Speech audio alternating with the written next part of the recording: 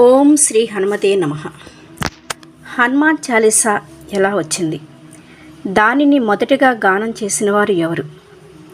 కోటాను కోట్ల మంది హనుమాన్ చాలీసాని పారాయణ చేసి తరిస్తున్నారు. ఆ హనుమాన్ చాలీసా గురించి, మొదటిగా పాడిన వారి గురించి క్లుప్తంగా తెలుసుకుందాం.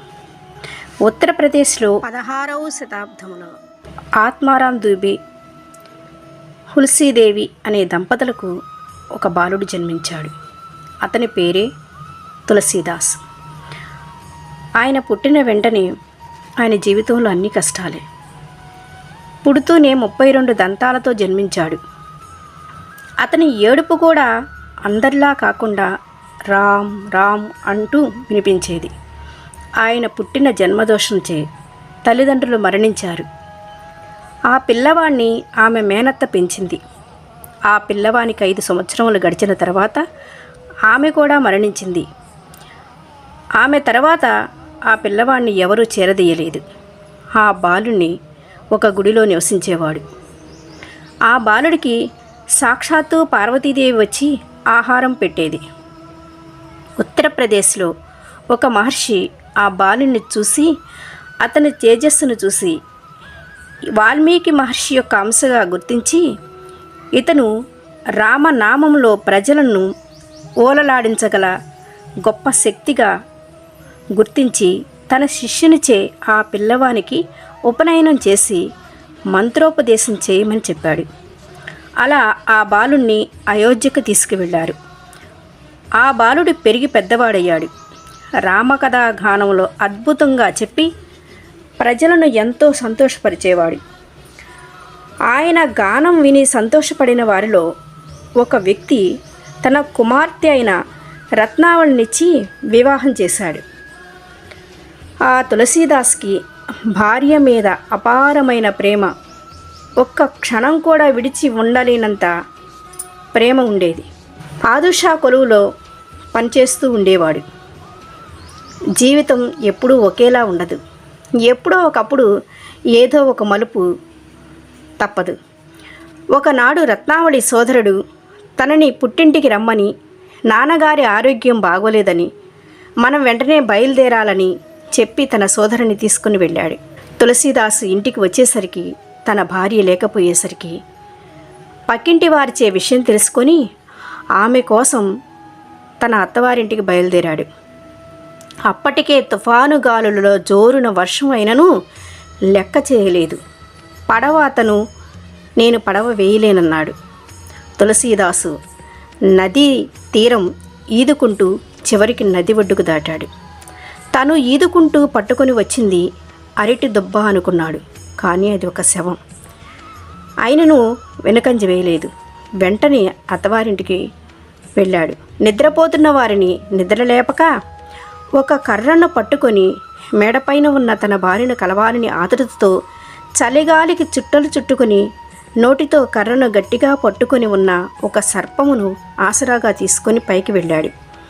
అప్పుడు తన భార్య రత్నావళి తన భర్త వంటి పైన ఉన్న రక్తపు మరకలు చూసి, ఈ తుఫాను గాలిలో ఎలా వచ్చారు అని అడిగింది.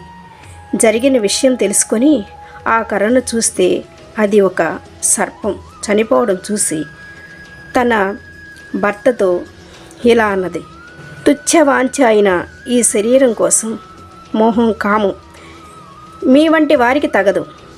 మీరు నా పైన చూపించిన ప్రేమ 16వ వంతైన ఆ శ్రీరామచంద్రునిపై చూపించగలిగితే మీరు గొప్పవారు అయ్యేవారు అని చెప్పింది.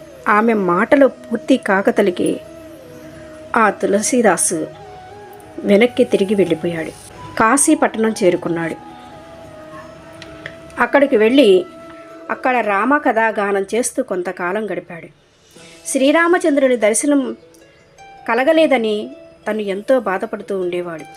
ప్రతిరోజు గంగా తీరంలో కూర్చొని సంధ్యావందనం చేసి ఆ నీటిని ఒక వృక్షం మొదట్లో పోసేవారు.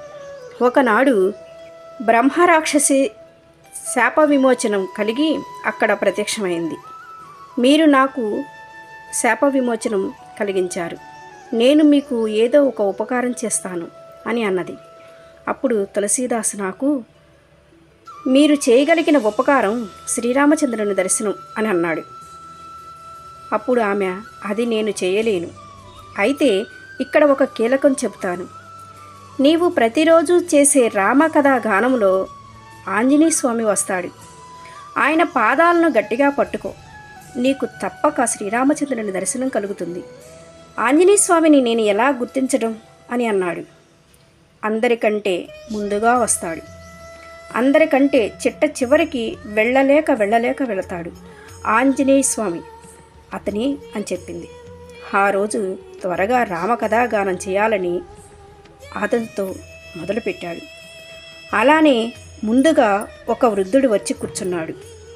చివరిగా ఆ వృద్ధుడు వెళ్ళలేక ఆనంద బాష్పాలతో నిండిన కళ్ళతో వెళుతున్నాడు. వెంటనే తులసీదాస్ ఆయన పాదాలను పట్టుకున్నాడు. ఆంజనేయ, నాకు శ్రీరామచంద్రుని దర్శనం చేయించమని అడిగాడు. అప్పుడు ఆ వృద్ధుడు, లేలే, నేను ఆంజనేయునేంటి, శ్రీరామచంద్ర దర్శనం ఏంటి, లేలే అని బుకాయించాడు.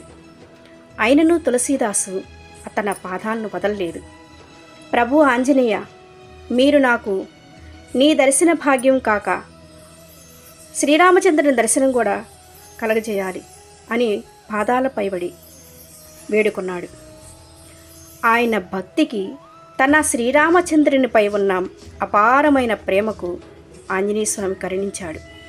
దివ్య తేజస్సుతో తనకు దర్శనమిచ్చాడు. అది చూసిన వెంటనే తులసీదాసు నోటి వెంట వచ్చిన ఈ 40 దోహాల హనుమాన్ చాలీసా, అంత అద్భుతమైన హనుమాన్ చాలీసా వెలువడింది. అది కాశీలో సంకటమోచన హనుమాన్ మందిరంగా మారింది. ఈ హనుమాన్ చాలీసాలో జో యహ పడే హనుమాన్ చాలీసా హోయ సిద్ధి సాకి గౌరీస. ఈ హనుమాన్ చాలీసాని ఎవరైతే పారాయణ చేస్తారో వారికి పార్వతీ పరమేశ్వర సాక్షిగా సిద్ధి కలుగుతుంది అని తులసీదాస్ చెప్పారు. ఈ హనుమాన్ చాలీసా పారాయణ చేసిన వారికి ఆరోగ్యము, ధైర్యము, మానసిక స్థితి, అష్టసిద్ధులు కలుగుతాయని తులసీదాస్ మహారాజ్ చెప్పారు. అదే కాక ఈ హనుమాన్ చాలీసాని పఠించిన వారికి, పారాయణ చేసిన వారికి సకల సిద్ధులతో పాటు ఆరోగ్యము పాడైపోయింది అనుకున్న వారికి కూడా ఆరోగ్యం వస్తుంది. కష్టాల్లో ఉన్న వాళ్ళకి ధైర్యం కలుగుతుంది. మానసిక స్థితి మెరుగులేని వారికి మానసిక స్థితి లభిస్తుంది. అలాంటి గొప్ప అద్భుతమైన హనుమాన్ చాలీసాని ఆ తులసీదాస్ గారు మనకు అందించారు. ఇలాంటి భక్తి కథల కోసం మా ఛానల్ని సబ్స్క్రైబ్ చేసుకోండి. మరెన్నో కథలు వీడియో మీ ముందుకు వస్తాను.